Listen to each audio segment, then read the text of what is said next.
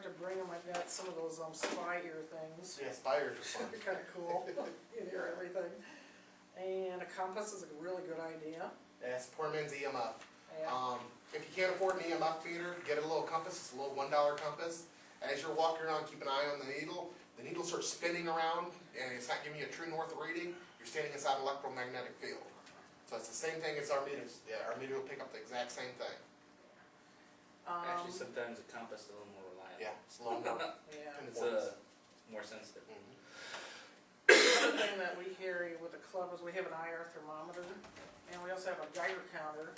And ghosts themselves are not radioactive, but sometimes if somebody's getting sick in an area or something, or if you're on an investigation, they say that they're sick all the time, it might be a good idea to check the area with a Geiger counter to make sure that there's no radioactivity that's possibly affecting these people's health or something. Same thing with headaches, or they can't breathe, stuff like that. Paranoid feelings, all that's related to radiation. So you always want to check your background radiation just to be on the safe side.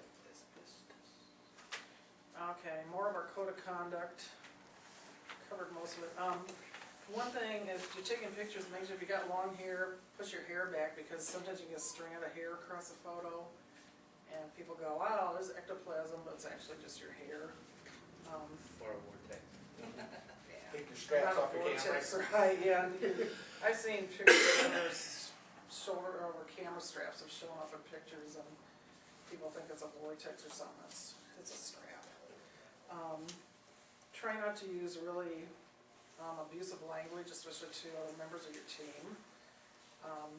Smoking is really a bad idea if somebody's taking photos, because you can get that smoke and people will interpret it as Always designate a smoking area. Keep smoking that area. Yeah, no illegal drugs. If you're on a prescription medication, you feel it's going to affect you on a hunt, let your team leader know.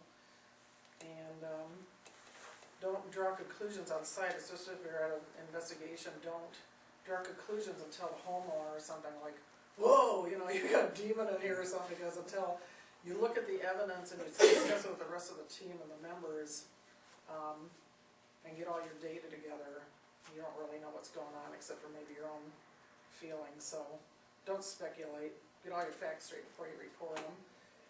And always have a open mind, but always be skeptical, because like 75% of most investigations can be explained by scientific reasons. That it actually isn't paranormal. It's probably something that's just going on that they haven't figured out yet, like maybe a noise could be a furnace going on or something. So just be open-minded, and your goal is to just observe and collect data and supply evidence when it's available. If you're in a dark room with several people, when you take your picture, yell flash. Or let them know that you're going to be taking pictures. Or you're going to blind someone. It happens a lot. I'm the worst one for that when I'm taking pictures. I don't say to them, just click away. Yes, we do. That's because Kurt will put the camera in your face and do it. Yeah. Yes, Hey! Just look at our picture section. Yeah, there's some Because great ones they all on. land up right on there. Oh, yeah. Oh, she was eating a hot dog earlier. I got her on camera. Got her eating a Yeah. hot dog again. Yeah, another one. It's like passed out. Borneo, right? Papers passed out. Looks like a hybrid Cocker Spaniel.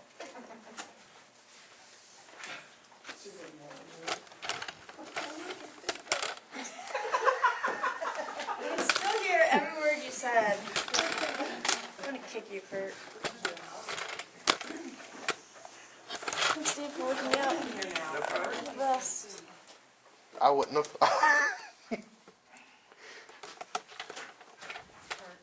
Yeah. It's cold. Look at the heat on. Okay, we went through ghost hunting equipment, so you've got that. It's the northern Indiana land mountain. Yeah. I'm just giving you this. I'm not going to go through this, because Anytime it gets cold, just flip that on. That'll heat it up. These are just mostly terms that you're going to run into. Let's see. You might run into, you're going down to, what's that library? Willard Library. Willard Library has a gray lady. It's a gray lady, right? Not a black lady. Gray lady. And it's believed to be humans died at the hands of a lover, they're waiting for someone to return to them. And Willard Library is one of our upcoming hunts, trips, and they've actually seen the Gray Lady in the library. Actually, I just watched something on this. Her father, who they think the woman is, her father donated everything he had to the building and upkeep of this library and left her penniless. And they think that this is her that haunts the library because she has Want their nowhere money else to back. go. I would too, just remember that, Mom. Woman scorn.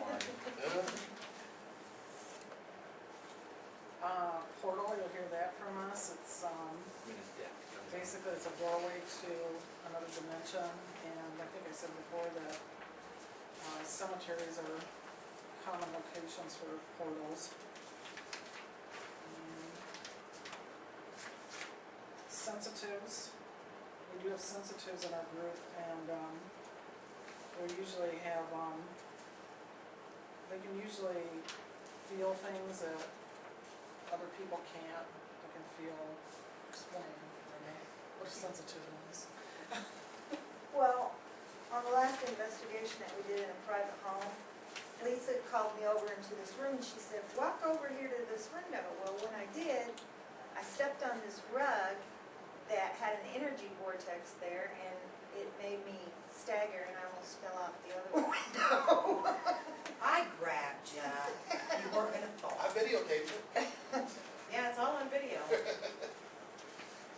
And let's see, during solar flare activity and any kind of geomagnetic field activity, you can go on there's a site on the internet that gives that. You can go to Google on South Jersey Ghost Research Weather, and it will give you the solar flare activity and everything. And during this time, there's a lot more paranormal activity because spirits draw on that energy to be active.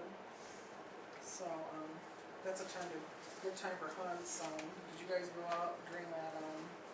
We did, I think it was like 2 or 3 years ago, we went out when they had a solar storm, and that was kinda cool. We ended up stopping ghost hunting, just sat there and looked up at the sky and watched the stuff go shooting across the sky. That was kinda cool. Yeah. So this gives you a lot of definitions, types of interactive spirits that you might run into.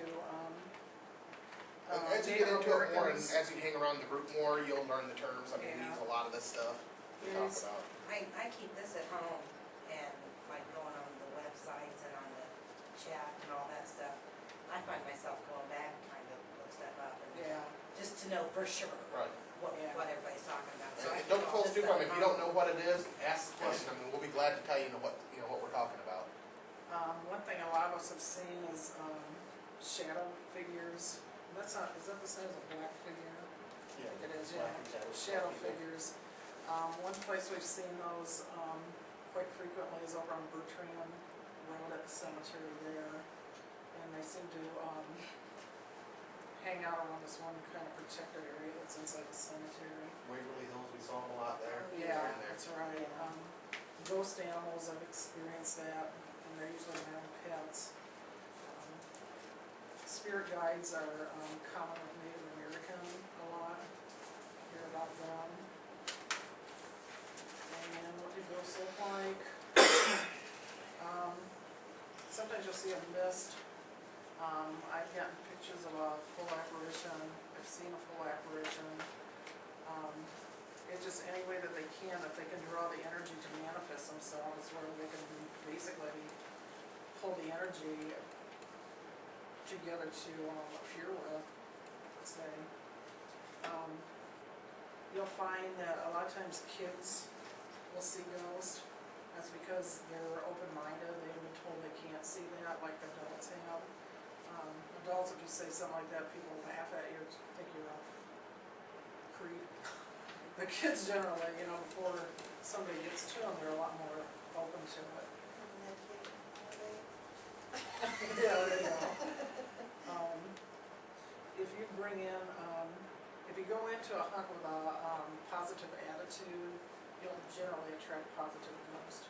If you go in with a really negative attitude, you can attract an entity that is negative towards you.